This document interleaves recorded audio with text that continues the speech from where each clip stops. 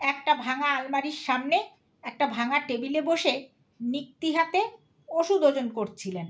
সামনে 4-5 জন রোগী হাঁ করে তাই দেখছিল। ডাক্তার আর চোখে রামকে দেখে নিয়ে নিজের কাজে মন দিলেন। রাম মিনিটখানেক চুপ করে থেকে বলল, বৌদির জ্বর সারে না কেন? ডাক্তার নিক্তিতে চোখ রেখেই বললেন, আমি কি করব, ওষুধ তো দিচ্ছি। ছাই দিচ্ছ, পচা ময়দার গুঁড়োতে অসুখ ভালো হয়? কথা শুনে নীলমণি ওজন নিক্তি সব তুলে চোখ রাঙা করে বাক্যশূন্য হয়ে তাকিয়ে রইলেন। এত বড় শক্ত কথা মুখে আনবার স্পর্ধা যে সংসারের কারণ থাকতে পারে তিনি তা জানতেন না। খানিক পরেই গর্জে উঠলেন, পচা ময়দার গুঁড়ো তবে নিতে আসিস কেন রে? তোর দাদা পায়ে ধরে ডাকতে পাঠায় কেন? রাম বলল, এদিকে আর ডাক্তার নেই, তাই ডাকতে পাঠায়, থাকলে পাঠাতো না। তুমি ছোট জাত, বাবুনের মান মর্যাদা দিতে জানো না, তাই বলে ফেললে পায়ে ধরে ডাকতে পাঠায়।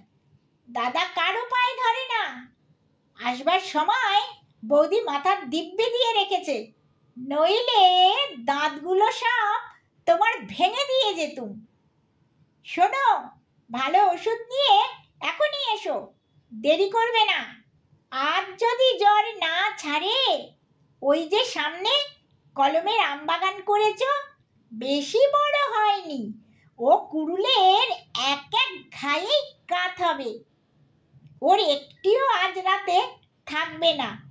আর কাল এসে এই শিশি বোতলগুলো সব গুঁড়ো করে দিয়ে যাব। বলেই সে চলে গেল। ডাক্তার নিক্তি ধরে আড়ষ্ট হয়ে বসে রইলেন। একজন বৃদ্ধ তখন সাহস করে বলল,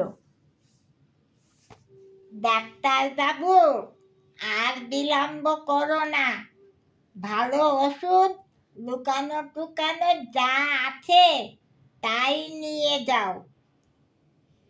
ও হলো রাম ঠাকুর, যা বলে গেছে তা করে ছাড়বে। ডাক্তার নিক্তি রেখে বললেন,